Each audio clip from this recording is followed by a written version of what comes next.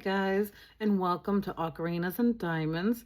My name is Dana, and this is my second video in my beginner's guide to diamond painting. Today I will be going over tips on how to make your diamond painting experience more relaxing and fun. So let's go and dive right on in. So like I said in the first video, something that typically comes in all of your diamond kits is going to be this right here. A drill tray, a diamond pen, and some wax. And when you're first starting out and you're not sure, this is perfectly fine to work with. But once you do figure out if you like it, you're going to quickly come to realize that these are pretty bad. The tray, for example, is very tiny, and oftentimes the drills will just fall right out because the walls are really short. And if you happen to have a color that covers a large area, this little tray isn't going to do too much. So the first tip I have is to upgrade your beginner tools. This right here is one that I upgraded to. I got it from Etsy. And it's got deeper walls. It's got a pour spout. And it's got a little stopper that I have a hard time getting off. But this I enjoy a lot. The deeper walls make it better for it to not fall out. And the pour spout is a godsend. It's very enjoyable. And if you go to places like Etsy or even Amazon, you're going to find a ton of different options that you can try. I have a few myself, but right now this is my favorite container for the drills to use. Another upgrade would be the diamond pen. The original pens that tend to come with the kit, well, as you can see once again back with my thing here, is that they're small, they're thin, and if you're like me and enjoy like putting in at least 2 hours of diamond painting when you get an opportunity, this will cause your hand to become very uncomfortable very fast. And if you happen to be a person who has arthritis, it'll tend to be even worse. So once again, upgrading to a better pen is also a good idea. I have a few different kinds like these. I got this particular one off of Etsy. I do have other ones that are on Amazon. So they're pretty decently priced. The ones on Etsy's tend to be a little more pricey, but they're very good quality pens, and as long as they ain't ridiculously pricey, I think it's worth it. And then finally, the wax. The wax, people have a lot of different things to say about the wax. Some people are happy with the wax. Other people are not happy with the wax.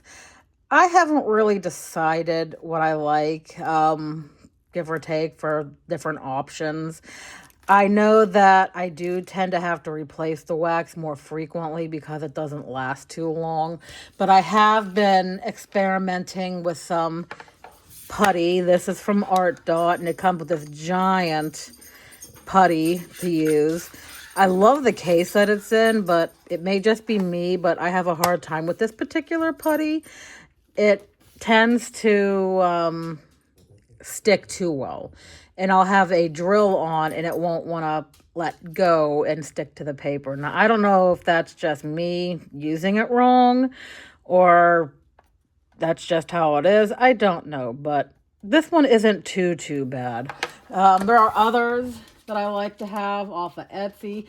Now, any of the stuff that I got from Etsy, I can't off the top of my head think of what they're called, the stores that they're from. But if you're interested in any of these, I can look them up and let you know. But this is some putty from Etsy. This is, I like the putty off of Etsy a lot. This is by Butterfly Effect Wares. They do different scent putties, and I can't remember how much they were, but they're not super pricey. So these are actually a good option. Let me open it up here for you. These They smell really good, and they come with these nice little colored squares. I do enjoy the scented putties a lot. It makes the experience to me a lot better, but that might not be your jam. And if that ain't, that's not a problem. We all got to figure out what works best for us. The last thing is that I have here to show you. This is called O Snap Dots by O Snap Crafters Cafe. And these are scented glue dots. Now, I have heard of glue dots, and this is my first time using them, so I don't have much of an opinion on these quite yet. But so far, I do enjoy it. The scent's not overwhelming, and the glue dots work these glue dots, anyway, are working very well. So much that I ordered one for the multi-placer tips that they have, but this is what they look like.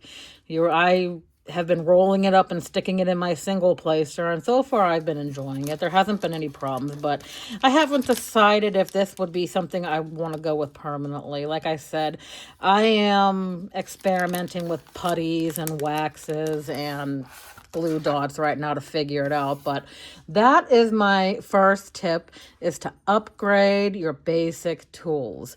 These upgrades make it so much more enjoyable when there's something that works better.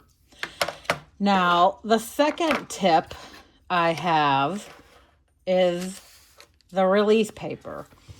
Now, I've mentioned this one in my last video, and that one also was very brief. So the release paper that tends to come on the diamond paintings are usually a plastic film that goes over the entirety of it.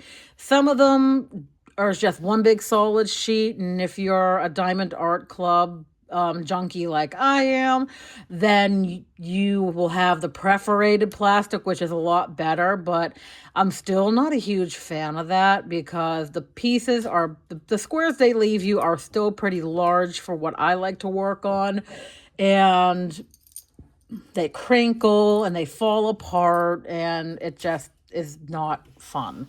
So what I have been doing has been experimenting with different types of release paper. Now, you can get some release paper from Art Dot. They come in a package like this. There's a ton of them. I like these because you can customize them to whatever size you want, which is really awesome. And more recently, I've gotten some release paper from Etsy, which I really, really enjoy these so far. They're much smaller. They cover up what I need, and they don't get in the way or make a ton of noise when I'm bumping something. I really enjoy these, and release paper is definitely something I would recommend to getting if you do not like the paper that comes standard on your kit. Now, if you don't like the paper that comes on the kit, but you don't want to fork out money for the other options that I have shown you, well, then you can also use parchment paper. I have never used this myself, so I can't give you any information on my experience with it, but I have heard that it's a nice cheap alternative that works well, but I've also heard horror stories where they put the parchment paper on and then it just sticks to the canvas and your canvas is ruined. So that would be something for you to think about as well. All right, so the next tip I have, and this is my biggest one because without it, I would have thought that diamond painting was a very bad experience. My first diamond painting was a sunflower, and I was enjoying it, but I was having such a tremendously difficult time with the black and brown, which not only was in the same sections together, but the brown had different shades. And I was just having an absolute miserable time trying to see what color was what. So the biggest thing that I would recommend to everybody to get would be a light board. This one right here is my real big one. It is an A2 size light board.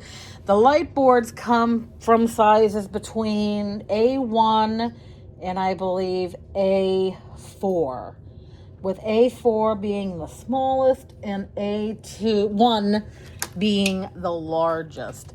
And these are amazing. So as you can see, I just turned it on.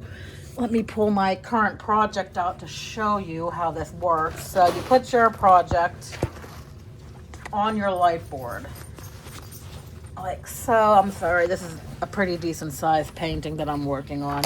And then you pull off one of your covered sections here, if I can pull one off. There we go. And as you can see, it's lit up real nice, and you can clearly see every symbol for every color that is in that section. And that was a huge, huge game changer for me.